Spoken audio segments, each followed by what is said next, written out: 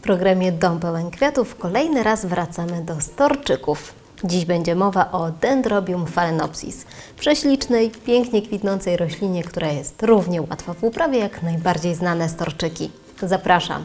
A najbardziej znany i popularny gatunek storczyków to oczywiście phalaenopsis. Jest dostępny niemal we wszystkich sklepach ogrodniczych i kwiaciarniach, ale dość często pojawiają się także storczyki z rodzaju Dendrobium w różnych gatunkach, najczęściej Dendrobium nobile i jego mieszańce oraz Dendrobium phalaenopsis i jego mieszańce.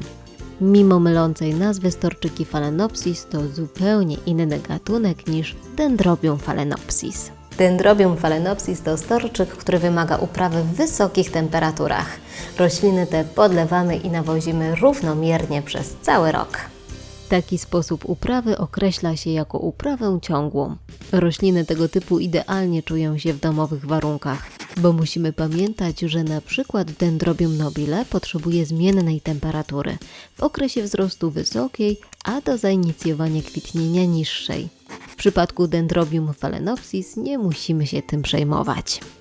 Kolorystyka kwiatów, szczególnie w przypadku hybryd, jest bogata. Występują one w różnych odcieniach różu, fioletu i bieli.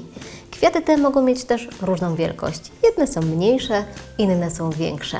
Na jednym pędzie kwiatowym może się pojawić 5 kwiatów lub nawet 20. Ich trwałość waha się od miesiąca do 3 miesięcy. Zdarzają się też przypadki, gdy kwiaty utrzymują się na roślinie jeszcze dłużej. Pojawiają się one o każdej porze roku. Storczyki te są epifitami. Wytwarzają cylindryczne łodygi, które są lekko nabrzmiałe u podstawy, oraz liście. Najczęściej jest ich około 5, nie więcej niż 12.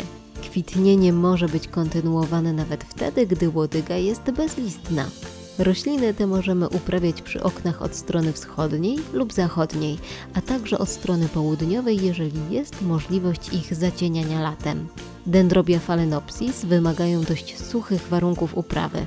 W okresie wzrostu podlewamy je ostrożnie i niezbyt obficie, gdy widzimy, że podłoże już przeschło. W czasie wegetacji warto je też odżywiać nawozami bądź odżywkami do storczyków. Wyraźnie wzmacnia to rośliny. Przesadzanie tych storczyków powinno być tak rzadkie, jak to tylko możliwe, ale tak częste, jak jest to konieczne. Warto je obserwować. Jeżeli przestają się mieścić w doniczce, mają dużo młodych przyrostów, które osiągnęły już wielkość około 5 cm lub gdy rośliny zostały zaatakowane przez szkodniki, to znak, że wskazane jest przesadzenie.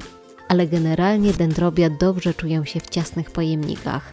W przypadku tych storczyków należy uważać ze zraszaniem, ponieważ w uprawie pokojowej jest ryzyko, że doprowadzi ono do porażenia chorobami grzybowymi. Ciekawostką jest to, że kwiaty Dendrobium phalaenopsis są jadalne. I to wszystko na dziś. Kolejny odcinek programu Dom pełen kwiatów już za tydzień.